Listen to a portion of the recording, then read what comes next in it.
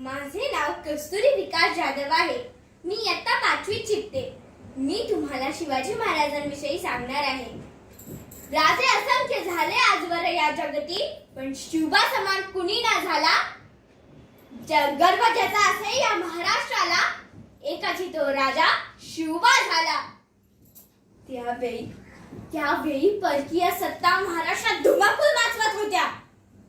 स्त्रियांची आबरू लुटली जात होती.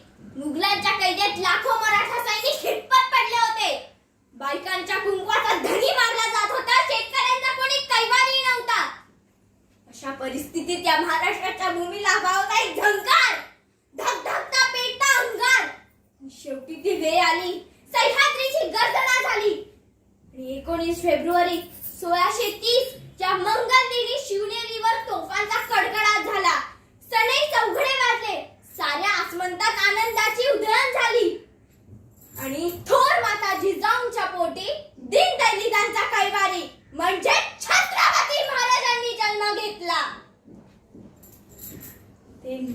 त्यांनी अगदी वयाच्या 16व्या वर्षी स्वराज्याचं सूत्र आपल्या हाती घेतलं आणि स्वराज्याची घौडघौड सुरू झाली. सिंहाची चाल, गरुडाची नजर, स्त्रियांचा आदर आणि शत्रूचा मर्दन, असंच असावं मावळ्याचं वर्तन, हीच होती महाराजांची शिकवण. आणि अवघ्या 100 मावळ्यांना सोबत घेऊन शिवाजी महाराजांनी रमजानच्या रात्री लाल महालावर छापा टाकला. तिथेच तो शाहिस्ते खान डेरा घालून बसला होता. शाहिस्ते खानाला कळलं. शाहिस्ते खान घाबरला आणि धावत पळला आणि लपला कुठे, तर बायकांच्या गराड्यात. कारण त्याला ठाऊक होतं शिवाजी राजा कधीच बाई माणसाला हात लावणार नाही. आपल्याला जर जगायचं असेल, वाचायचं असेल, तर आपल्याला बायकांच्या गराड्यातच लपलं पाहिजे.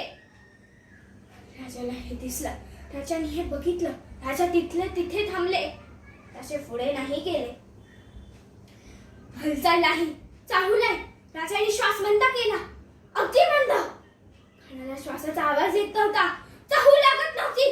खानाला वाटलं राजा गेला. खान अगदी अलगद बाहेर आला. राजाला चाहू लागली. खान खिडकीतून उडी मारणार इतक्यात राजाची छमछम निघाली आणि राजाला वाटलं गर्दनच मारली त्याची. जीवावरचं बोटांवर निभावलं. खान वाचला. लाल महालातला गोंधळ थांबला थोडा वेळ. शाहिस्ते खानाला डायरी लिहायची सवय होती. अगदी क्षणभराने त्याची बहीण त्याच्याकडे धावत आली. भाईजान, मेरी बेटी गायब है. शाहिस्ते खान म्हणाला, अगं तुझ्या पोरीला जर मराठ्यांनी पळवलं असेल ना, तर तू निश्चिंत राहा, तू बेफिक्र राहा. तो शिवाजी तुझ्या मुलीला अगदी पोटच्या लेकीसारखा सांभाळेल. म्हणजे पण ती पोरगी पिंपात लपून बसली होती. ती घाबरली होती बिचारी. नंतर ती आली बाहेर. म्हणजे या प्रसंगातून आपल्याला कळतं की अगदी महाराजांच्या सगळ्यात मोठ्या शत्रूलाही महाराजांच्या चारित्र्याविषयी इतका विश्वास होता. जेव्हा शिवाजी महाराजांचं निधन झालं तेव्हा मुस्तैद खान त्या औरंगजेबाकडे धावत गेला आणि म्हणाला, आलापना सेवा मर गया. तुम्हाला हेच वाटलं असेल ना की औरंगजेब हसला असेल, त्याला आनंद झाला असेल, पण तसं नाहीये. औरंगजेब शांतपणे उठला. त्याने आपली नमाज पडायची चटई हंतरली. त्यांनी नमाजाचे रुखसात पडले आणि त्यांनी त्या अल्लाहच्या दिशेने हात वर केले आणि म्हणाला, ए अल्लाह, तेरे जन्नत के दरवाजे खुले रखना, तेरा नेक बंदा तेरे पास आ रहा है. म्हणजे हे परमेश्वरा, तुझ्या स्वर्गाची दारं उघडी ठेव. तुझा सर्वोत्तम पुत्र तुझ्याकडे येतोय. आणि तो साखी मुस्तैद खानाला काय म्हणाला ठाऊक आहे? साखी, तुम्हें पता है कौन गया? अलौकिक बुद्धिमत्तेचा, अलौकिक सामर्थ्याचा आणि अलौकिक चारित्र्याचा जाणता राजा गेला.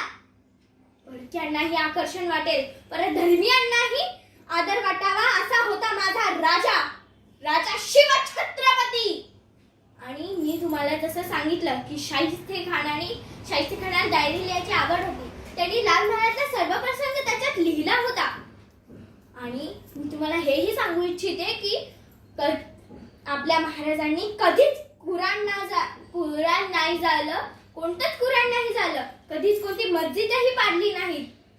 आपल्या राजाचे 11 अंगरक्षक होते, त्याच्यामधले 10 अंगरक्षक मुसलमान होते आणि त्यांच्या सेनेत 18 बगट जातींची माणसं होती. अशा या राजाच्या थोरवी गाताना मला शब्दही